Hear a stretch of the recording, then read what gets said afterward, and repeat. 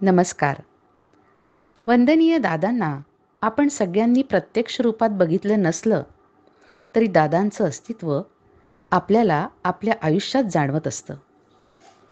प्रत्यक्षपणे आपल्याला हळूवार जो आनंद देत असतो, तो वारा आपल्याला दिसत नसला तरी त्या वाऱ्याची झुळूक आपल्याला जाणवते. तसंच दादांचं अस्तित्व आपल्या सगळ्यांच्या आयुष्यात आहे. आपण सर्वांनी आपल्या अनुभवातले दादा जाणले आहेत किंवा आपण पुस्तकांमधून जे वाचले आहेत तेवढेच दादा आपल्या सर्वांना माहिती आहेत. पण कार्याच्या सुरुवातीपासून दादांसोबत जे सेवक होते त्यांनी जेवढं जवळून दादांना बघितलं आहे, त्यांना जो दादांचा सहवास लाभला आहे तो सगळ्यांनाच लाभला असं नाही आणि सगळ्यांना अनुभव पण सारखेच आले असंही नाही. दादांचे विविध पैलू आपल्याला या सर्वांशी आपण जेव्हा प्रत्यक्षात भेटू तेव्हा कळतात.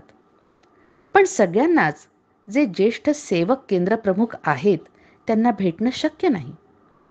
तेव्हा ज्या गोष्टी आपण पुस्तकात नाही वाचल्या, पण ज्या गोष्टी या सगळ्यांच्या हृदयात कायमच्या कोरल्या गेलेल्या आहेत, असे अमृतानुभव आपल्याला माहीत नसलेले दादा, दादांच्या आठवणी या सर्व भक्त भाविकांपर्यंत पोहोचाव्यात या दृष्टीनं गुरुसंवाद ही मालिका आम्ही आपणासमोर प्रस्तुत करीत आहोत.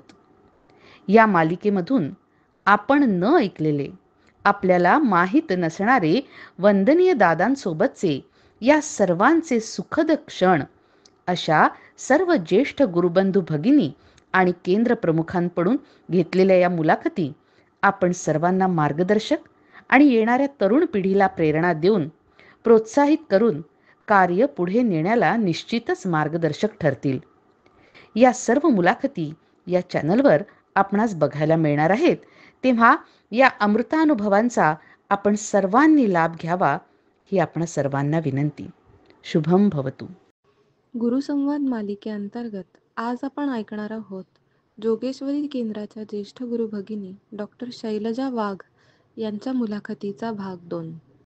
नवीन पिढीने आणि भक्तभाविकांनी वंदनीय दादांना प्रत्यक्ष पाहिलेलं नाही, पण वंदनीय दादा हे आपल्या शक्ती स्वरूपात केंद्रावरती असतात. हा अनुभव सगळं आपल्या सगळ्यांना येतो.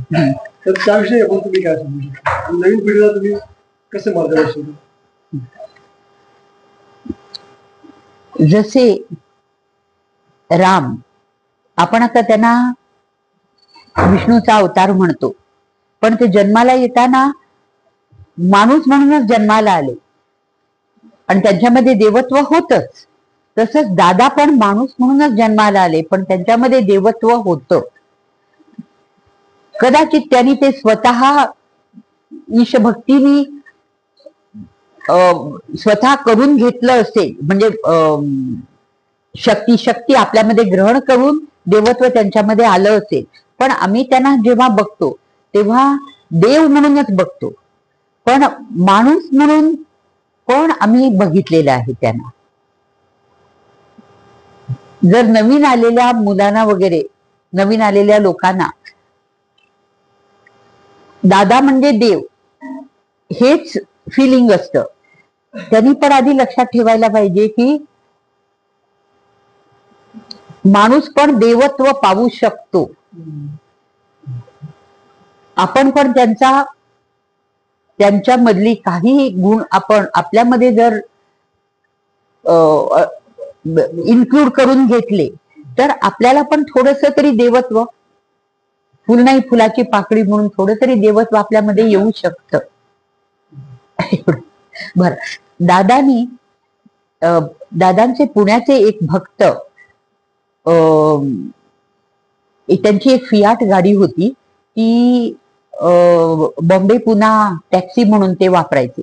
आता वय त्यांचं झाल्यावर त्यांना जमेना, तेव्हा त्यांनी दादांना सांगितलं, तर गाडी कोणाकडे तरी आपल्या भक्तांमध्येच जर गेलेली, अटॅचमेंट येते ना आपली कुठल्याही वस्तू बरोबर वापरून, तर जर मला आनंद होईल. मग दादानी चाचानं विचारलं, एक फियाट गाडी आहे, चालेल का? मग हो म्हणून दादा चाचा त्यांना द्यायला चेक घेऊनच आले आणि येताना परत सगळं करून ते गाडी घेऊनच परत आले. तर ती गाडी आम्ही खूप वर्ष वापरली आणि आता सात सेवक दादांच्या स्वर्गवासानंतर सात सेवक जेव्हा गेले होते तारक मंत्राच्या सिद्धतेच्या वेळेला वगैरे, तेव्हा ती पण गाडी एक होती त्यांच्या बरोबर. ही गाडी आम्ही खूप चालवली. एकदा कोकणामध्ये आम्ही गेलो होतो, आजूबाजूला सगळं जंगल, म्हणजे कोकणामधली जंगलं म्हणजे कशी जाड असतात, ही दाट जंगल. ही दाट तशी नव्हती, लांब दूर दूर झाडं होती अशी, पण जंगलच, वस्ती वगैरे नाही. तर तिथे गेल्यावर गाडी बंद पडली. काय करायचं, तर थोड्या वेळाने समोरून एक माणूस आला. त्याला विचारलं इथे कुठे मेकॅनिक कुठे आहे का, तर तो म्हणाला हे काय पलीकडेच आहे.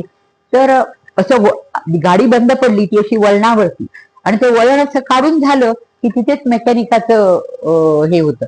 त्यांनी आम्ही त्याच्याकडे त्याचे पार्ट्स नव्हते, त्यांनी दुसऱ्या कुठल्या गाडीचे पार्ट्स ऑल्टर करून वापरले, आणि आमचं अजून पुढे पुढे पुढे जायचं होतं. ते म्हणाले आता ह्या पार्टनी किती चालेल सांगता येत नाही, तुम्ही आता मुंबईला परत जा आणि तिथे सगळे पार्ट्स मिळतील तिथे करून घ्या. आणि आम्ही परत आलो. इथला मेकॅनिक, मुंबईतला मेकॅनिक म्हणाला ही गाडी परत इथपर्यंत कशी आली काही माहित नाही, कुठल्या तुटपुंज्या ह्याच्यावरती चालत आली आहे गाडी. मग हे सगळे दादांची कृपा नाही तर दुसरं काय. आणि असं असतं की दादा बाबा आमच्या बरोबरच आहेत. दरवेळेला नमस्कारच केला पाहिजे असं नाही. आपल्यामध्ये आपल्या बरोबर आहेत, आपल्या हृदयामध्ये आहेत, आपल्या बरोबरच आहेत, आपल्याला मदत करतायत, आपल्याला हात धरून चालवतायत. ही अशी श्रद्धा असल्यावर मग आपल्याला परत त्यांना काही दुसरी काही मोठी पूजा वगैरे असं काही करावं लागतच नाही. कारण एकदा डोळे बंद करून आठवण काढली की ते आपल्यामध्ये प्रकट होतात आणि आपल्याला जे काही पाहिजे ते सगळं करून देतात. आणि असंच एकदा म्हणजे केवढं त्यांनी आपल्याला हे केलं, रक्षण केलं आम्हाला. ते आमची एम्बॅसिडर घेऊन आम्ही गुरु शिखरावर गेलो होतो. तिथून परत येताना त्या डोंगरावरनं अशी गाडी खाली आली आणि येत असताना जवळजवळ खाली आली आणि तिथे बंद पडली. तर असं बाहेर बघितलं तर मेकॅनिकचं दुकान बघा, ती बंद पण पडली. ती काहीही आपल्या भक्ताला बिलकुल त्रास नको म्हणून ती बंद पण त्या मेकॅनिकच्या दुकानाच्या समोरच बंद पाडायची होती. कुठेतरी पुढे जंगलामध्ये जाऊन बंद पडली असती तर होता. त्यामुळे असे छोट्या छोट्या गोष्टी आपण गृहीत धरतो की ही कर्मधर्म संयोग नाही, ही कृपा, केवळ कृपा आहे. दादांचे विचार किती प्रगत होते ह्याच्याबद्दल सांगते. चाच्यांचं त्यांच्या आईवरती फार प्रेम होतं, म्हणजे मातृभक्तच होते म्हणायला हरकत नाही. तर त्यांनी आईने गेल्यावर ते फार डिप्रेस झाले आणि त्यावेळेला सोय हे आहे, सुतक आहे म्हणून पूजा करायची नाही. तर दादांना फोन केला तिसऱ्या दिवशी. दादा बोलले आणि पण काय करू मी, मला काहीच सुचत नाही आणि पूजा पण नाही करायची, नाही तर तेवढा वेळ तरी गेला असता ह्याच्यात. दादा म्हणाले तुला पूजा करावीशी वाटते ना, खरोखरच तुला पूजा करावीशी वाटते ना. त्याच्या म्हणाले हो. तर तू सरळ कर, काहीही मनात किंतु न बाळगता कर. तर त्या सगळ्या दिवसामध्ये पण चाच्यानी पूजा केली आहे.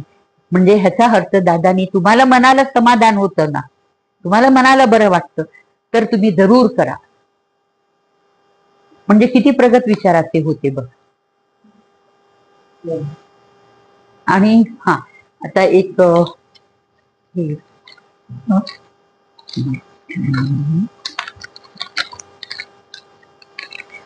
एक लेपरोस्कोपी मशीन म्हणून आलं होतं. आता ते सर्रास वापरात येतं, पण त्यावेळेला नवीन आलं होतं आणि फार कॉस्टली होतं. तर चाच्यानी विचारलं म्हणजे छोट्याशा इन्सिजन मधून मोठी ऑपरेशन पण करता येतात. तर त्याच्यानी त्याचं ट्रेनिंग घेतलं, पण ते मशीन घ्यायला खूप खर्च, म्हणजे हे घेऊन घ्यायला पाहिजे, लोन घेऊन घ्यायला पाहिजे.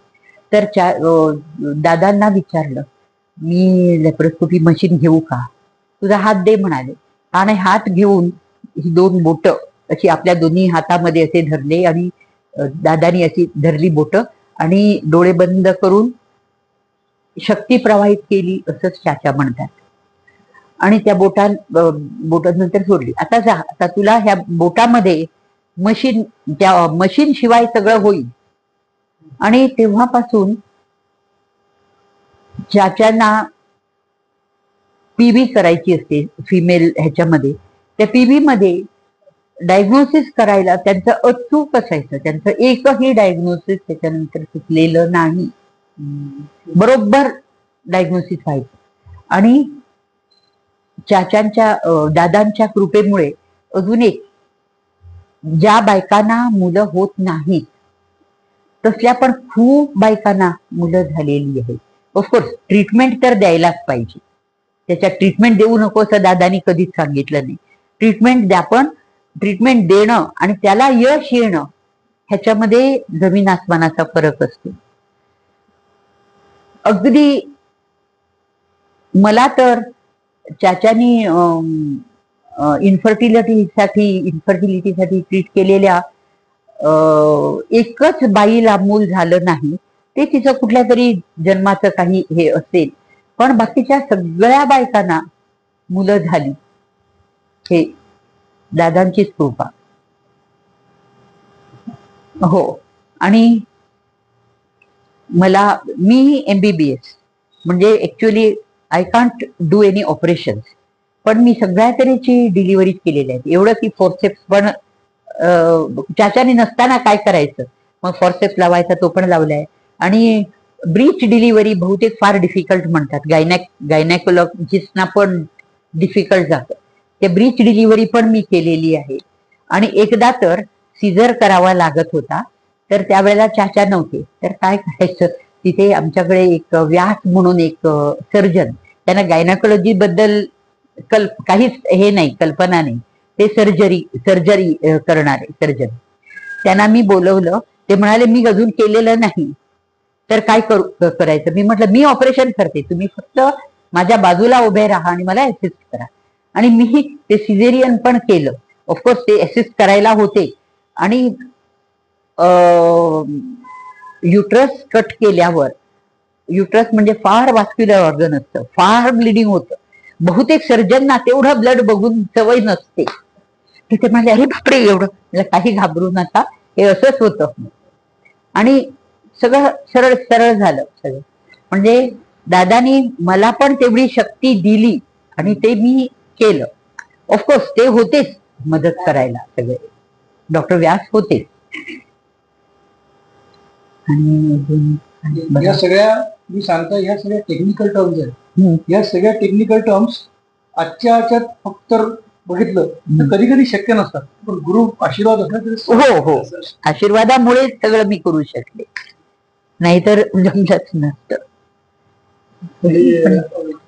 चाचांचा जेव्हा त्या केंद्रावरती गुरुबंधू गुरुबहिणी यायची, तर एक प्रकारची शिस्त होती चांगली आणि आदरयुक्त शिस्त होती. तर ते कसं, म्हणजे आपल्या सध्याच्या सेवकांना आपण काय सांगाल की केंद्रावरती आल्यानंतर काय गोष्टीचं पालन केलं पाहिजे, कसं आपण पुढे?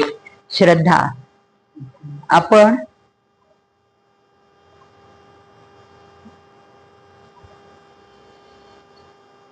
ह्याच्यात 2 हे आहेत, एक श्रद्धा आणि एक अंधश्रद्धा. तर आपण श्रद्धा धरली पाहिजे. ह्याच्यातनं आपण वाईट, कुणाचंही काहीही वाईट करत नाही, आपण आपली पण चांगलं करून घेतोय आणि आपल्या बाकीच्या लोकांचं पण चांगलं करतोय. ही एवढी श्रद्धा धरून आपण जर कुठल्याही गुरुंना जर आपण शरण गेलो, नतमस्तक झालो, तर गुरु आपल्याला तेवढी शक्ती आपल्याला देतात की आपण दुसऱ्यांची मदत करू. नाहीतर आपली काय कुवत आहे दुसऱ्यांची मदत करायची, आपली काय कुवत आहे. देवच आपल्याकडून त्यांची शक्ती आपल्यामध्ये प्रवाहित करूनच आपल्याकडून दुसऱ्यांना मदत करून घेतात. त्यामुळे श्रद्धा ठेवायची. दादाबाबांवरती संपूर्ण जर श्रद्धा ठेवली, संपूर्ण जर आपण काय म्हणतो नतमस्तक झालो, आणि तर आणि एक देव आपल्याला जे पाहिजे तेच देतात. जे नको आहे ते आपल्याला देत नाही. आपल्याला जे वाईट होणार असेल तर ते आपल्याला देत नाहीत. कारण अशी एक केस माहित आहे मला. त्यांना एका माणसाला 3 मुली होत्या आणि चौथा मुलगा पाहिजे म्हणून दादांकडे विचारलं, तर दादांनी नाही सांगितलं. नाही, मुलाचं सुख तुझ्या ह्याच्यात नाही. तर त्या माणसाने आपल्याच केंद्रावरती कुठल्या तरी दुसऱ्या एका केंद्रावरती जाऊन तिथून प्रसाद घेतला आणि त्याला मुलगा झाला. पण तो झाला, तो पण माहित असेल तुम्हाला, आणि तो पण हे मतिमंद झाला. तर त्याचं दुःख किती झालं असेल. त्यांना 18 वर्षापर्यंत त्याचं दुःख काढलं बिचारे. तर आपल्याला जे योग्य आहे, आपण जे आपल्या हिताचं जे आहे तेवढंच देतात. म्हणून दादानी मला मी हे मागून पण हे दिलं नाही असं आपण कधीच खंत धरायचा नाही. आपल्या नशिबात होतं आणि आपल्या जे चांगल्याचं होतं तेवढंच आपल्याला देणार. जे आपल्याला वाईट आहे ते आपल्याला कधीच देणार नाही. म्हणजे दादाने आपल्याला जसं साधना, आरती साधना, ओंकार साधना, मुलाखत साधना, हा मार्ग आपल्याला दाखवला. हा आपल्या कार्यासाठी पूरक आहे. त्याचे लाभ मिळतो. आणि अजून एक मी एक गोष्ट सांगायची राहील. एक मुसलमान बाई डिलिव्हरीला आली आणि त्या दिवशी चाचांचा वाढदिवस होता 5 ऑक्टोबर, आणि तिची 11वी डिलिव्हरी होती. आणि जसं डिलिव्हरीचा नंबर वाढत जातो, मुलाचं साईज पण वाढत जाते. ती बाई होती पण दष्टपुष्ट, तरी पण हाडांचं, आपल्या इथल्या हाडांचं हे लिमिटेड असतं, ते काही वाढत नाही. तर ते मुलगी होती, पण ती चाचांना यायला देईना. डॉक्टर नाही चाहिए, तुम्ही करून झोपे करणे काय. तिचा नवरा डिलिव्हरी रूमच्या बाहेर, डॉक्टर येतायत का आत म्हणून बघायला. तर मी केली डिलिव्हरी, पण अगदी वेळेला मुलाचे खांदे अडकले, येईना. त्यावेळेला मी सांगितलं, आता हे मूल आणि बाई दोघंही मरती, डॉक्टरना येऊ दे. त्यांनी चालेल बाबा आता म्हणून सांगितलं. त्याच्याने येऊन ते बाहेर काढलं, पण ती मुलगी कितीतरी वेळ रडेना. आम्ही रिससिटेट खूप केलं तरी पण ती रडेना. तेव्हा मी दादांची बाबांची प्रार्थना केली. म्हटलं आजचा दिवस जर ही मुलगी मेली तर चाचांच्या मनाला फार दुःख होईल. माझ्या वाढदिवसाच्या दिवशी हे काय अपशकुन असं. तर ही मुलगी जगू दे बाबा. आणि त्या मुलीने रडायला सुरुवात केली. म्हणजे एक वन ऑफ द मिरॅकल्स. असे खूप मिरॅकल्स आम्हाला आलेले आहेत प्रॅक्टिसमध्ये. खूप म्हणजे खूपच. आता म्हणजे ते एवढे रुटीन मध्ये आलेले आहेत की ते आठवत पण नाहीयेत. खूपशा डिफिकल्ट केसेसमध्ये, खूपशा ह्याच्यामध्ये जे आपण एक्सपेक्ट पण केलं नव्हतं त्याच्यापेक्षा उलट चांगलं झालेलं आहे. हे सगळं कृपेमुळे. अजून एक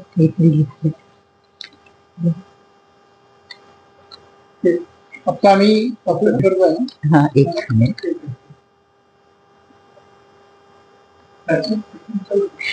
हा, एक मिनिट.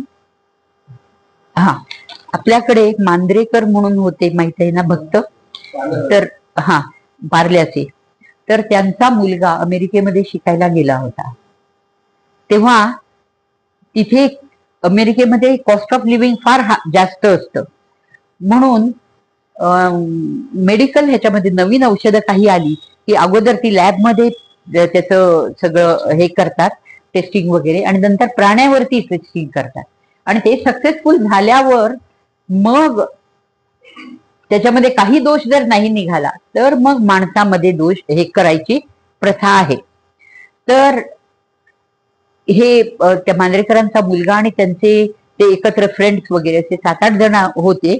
त्यांना विचारलं, भरपूर तुम्हाला आम्ही मोबदला देतो, तुम्ही ही औषधं घ्यायची. मग त्यांनी मांजरेकरांच्या मुलाने दादांना फोन करून विचारला, दादांना फोन करून विचारला, घ्यायचं मी भाग घेऊ का ह्याच्यामध्ये टेस्टिंग. दादाने सांगितलं नाही, बिलकुल नाही. आणि त्यांनी घेतला नाही. आणि बाकीच्या मुलांनी भाग घेतला, त्यांना ते पैसे पण मिळाले. पण त्याचे लॉंग लास्टिंग इफेक्ट म्हणजे खूप नंतरचे इफेक्ट, साधारण 8-9-10 महिन्यानंतर त्याचे वाईट परिणाम दिसायला लागले. त्या सगळ्या मुलांना खूप त्रास झाला. आता काय त्रास झाला आता माझ्या लक्षात नाही, पण खूप त्रास झाला. पण फक्त हा त्याच्यातनं वाचला. तसे हा हा दादांच्या आज्ञेने काही स्मृती नंतर काही बद्दल काही बद्दल फोटो प्रतिमा हो हो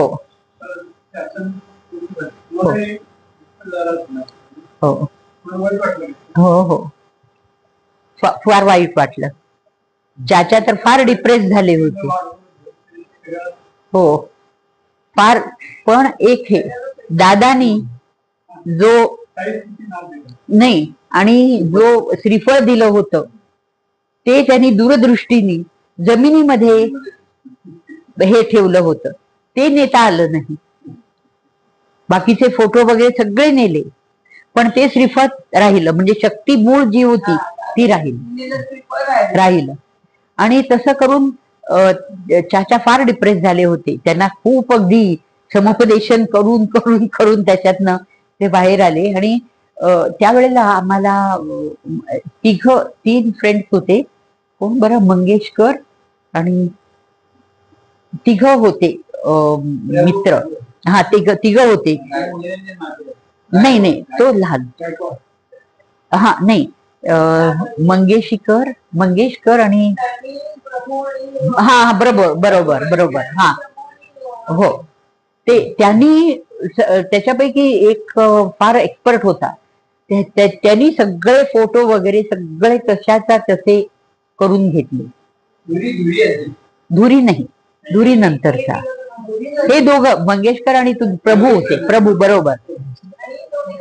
विकास दळवी हो बरोबर. ह्या तिघांनी मिळून ते फोटो वगैरे सगळे होते तसेच सगळे केले.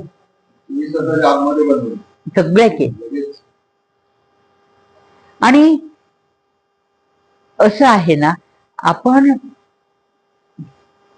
जे मूर्तिकार करतो त्याच्यामध्ये आधी दैवत्व नसतं. हजारो लोकांनी त्याच्यामध्ये आपण आपल्या मनातली भावना त्याच्यामध्ये घातल्यावर त्याच्यामध्ये दैवत्व येतं. तेच तसंच त्या सगळ्या नवीन फोटो मध्ये वगैरे सगळ्या भक्तांनी आपल्या मनातली भक्तीनी दैवत्व आपण त्याच्यामध्ये अर्पण केलं, म्हणून ते देवच आले.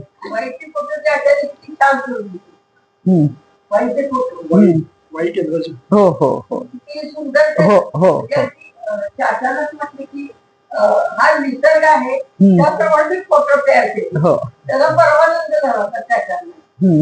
आंब्याचे मोठे वृक्ष सगळं शेत कलरचा किती बदल केला तरी झाला नाही. हिरवाचा कलर राहिला त्या फोटो. त्याला आता काकांना वाटते हा हे सगळं आहे त्यामुळे फोटोचा कलर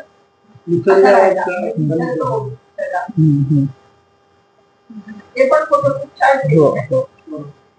तेच म्हणत होता की आता मुलाखती घेतो होत ना, दादांचे अगदी जुने जे दादांच्या सहवासात राहिलेले भक्त आहे, या सगळ्या भक्तांच्या मुलाखती घेतो.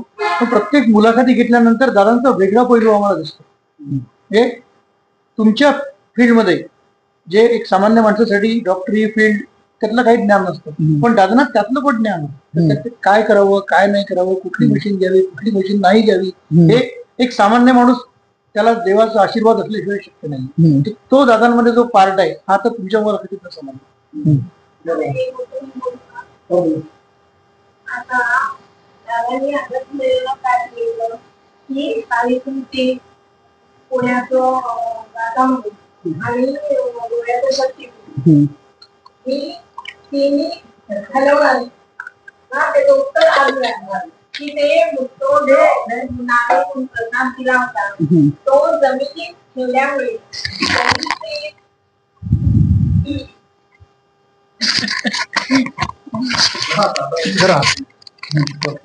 जरी ते धरते ना, जरी ते दादरला गेलं असलं किंवा कुठेही गेलं असलं तरी तो आशीर्वाद जोगेश्वरीतच आहे. कारण हे खूप लोक विचारतात ते 8वं सेमिनार वाचल्यानंतर की आता साई स्मृती नाहीये जोगेश्वरीला, तर ती कशी हलवणार. कळलं का तुम्हाला? म्हणजे मला काय म्हणायचंय त्याचं उत्तर आज मला मिळालं की तो दादानी दिलेला प्रसाद जो आहे तो जमिनीत ठेवल्यामुळे तो आशीर्वाद जोगेश्वरीला साई स्मृतीमध्येच आहे. आणि फोटो जरी सगळ्या ठिकाणी गेले तर काही हरकत नाही, कारण शेवटी केंद्र वाढली म्हणजे दादांची भक्ती करायला लोकांना सगळ्या ठिकाणी येता येत नाही. आता घराजवळ असतं की लोक जास्त जातात, म्हणजे जेवढी केंद्र वाढवतात तेवढे भक्तगणांना. आणि चाची मला एक आठवतं, तुमच्या घरी संमेलन होतं तेव्हा जेव्हा पटांगण होतं त्याच्या अगोदर ते बांधलं गेलं तेव्हा दादा सगळ्या भक्तांना घेऊन गेले होते खाली, आणि जी वास्तू आहे तिथे आपला उजवा पाय ठेवून, म्हणजे हे नंतर कळलं आम्हाला, त्यावेळी काय कोणाला माहिती नव्हतं, पण त्याचं मुकर्र दादानी स्वतःचे चरण राईट हँड ठेवून बाबांचा उच्चार करून ते जे काय वास्तू शुद्धता करायची होती ती स्वतः दादांच्या माध्यमातून झालेली आम्ही पाहिलेली आहे. हा भाग त्याला ऍड करतो. म्हणजे त्यावेळी मी नवीन मानवायचं आहे, नंतर मी तिथे थोडी बाधा पण होती या वास्तूमध्ये, ती पण नंतर दूर झाली, त्याला पण मार्गदर्शन झालं. त्या वास्तूमध्ये पण थोडी दोष होता, तो नंतर बाबाजांच्या कृपेने निराकरण होऊन तो दूर झाला, आणि त्यानंतर ती बिल्डिंग झाली किंवा ती होत नव्हती. तर तुम्ही जे म्हणत होत ना सामान ठेवलं होतं सगळं, आणि त्याला ते त्या टायमाला दादा गेले, कळलं का? हा, आणि सगळ्यांना आम्हाला बोलवलं भक्तांना त्यांनी, दादांनी तुम्ही पण या म्हणून, एवढं मला कळतं म्हणून मी शेअर केलं.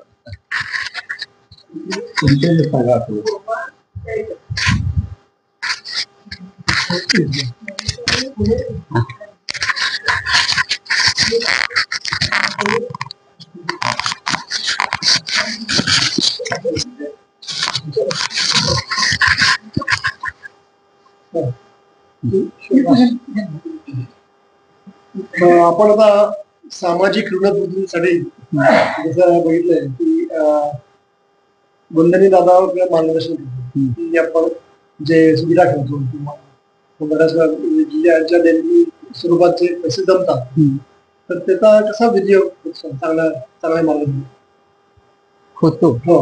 हा, प्रत्येक केंद्राचा अकाउंट काढलेलाच आहे आणि प्रत्येक केंद्र आपल्या आपल्या परीने डोनेशन देत असतात. त्या मुंबई केंद्राच्या ह्यानी खूप खूप ठिकाणी बऱ्याच जणांना सोलर लाइटिंगसाठी, सोलर हिटिंगसाठी ह्याच्यासाठी पैसे दिले जातात, बिल्डिंग बांधायला पैसे दिले जातात, आणि प्रत्येक केंद्र असं काही ना काहीतरी उपक्रम चालवतच आहे. म्हणजे दादांचं हे एक हे होतं ते त्यांच्या नंतर, कारण दादा होते तेव्हा आपण जरी असलो तरी दादानी आपल्या मनामध्ये श्रद्धा रुजवायचं काम दादानी केलं, पण ते वृक्ष मोठा झाल्यावर त्याला फळं आली ते काम आता सगळी केंद्र करत आहे. मग ते कुठल्याही ग्रुपचं केंद्र असू दे, सगळ्यांचं हे तेच आहे, काम सगळं तेच आहे. म्हणून जेवढी केंद्र वाढतील तेवढी लोकांना पण यायला जायला सोय बरी होईल आणि लोक जास्त येऊ शकतील. कारण आम्ही आता चिंचवडला असतो, तर आम्हाला केंद्राचं काही हे असलं तर आम्ही फोन करून कामकाज घ्यावं लागतं किंवा मुंबईला जाऊन घ्यावं लागतं. कारण इथून मुंबईला, आमच्याकडून मुंबईला जायला जेवढा त्रास आहे तेवढाच आमच्या घरून पुण्याला जायला तेवढाच हे आहे, त्रास होतो. त्यामुळे मुंबईला जाणं जास्त आम्हाला सोयीस्कर वाटतं. तसं जेवढी केंद्र येतील तेवढं दादांचं कार्य अजून वाढीस लागेल. आज आपल्याला डॉक्टर चर्चींचा सहवास लावला आणि बऱ्याच गोष्टी आपल्याला त्यांच्यामुळे आज ऐकायला मिळाल्या. तर धन्यवाद. खूप छान गुरुसंवाद आपल्याकडून बरोबर झाला. या सगळ्या गुरुसंवादामध्ये एक विशेष गोष्ट अशी होती की ही जी काही मुलाखती घेतो आपण, या मुलाखती घेण्याची जी एक गुरुसेवा म्हणून आपले संजय मकासरे सर समोर, म्हणजे मानकापुरे, सॉरी माझं नावात परत चुकलंय, तर संजय सर तुम्ही समोर आहात. तर ही सेवा संजय सर आपल्याला सगळ्यांना देत आहे आणि महत्वाचं म्हणजे ते वेगवेगळ्या केंद्रांवर येऊन स्वतः निःशुल्क ही सेवा देतात आणि या सगळ्या मोठ्या गुरुबंधूंसोबत त्यांचे काम खूप छान आहे. खूप धन्यवाद. खूप खूप धन्यवाद. सच्चिदानंद सद्गुरु साईनाथ महाराज की जय. श्री गुरुदेव सच्चिदानंद सद्गुरु महाराज की जय. श्री गुरुदेव चरण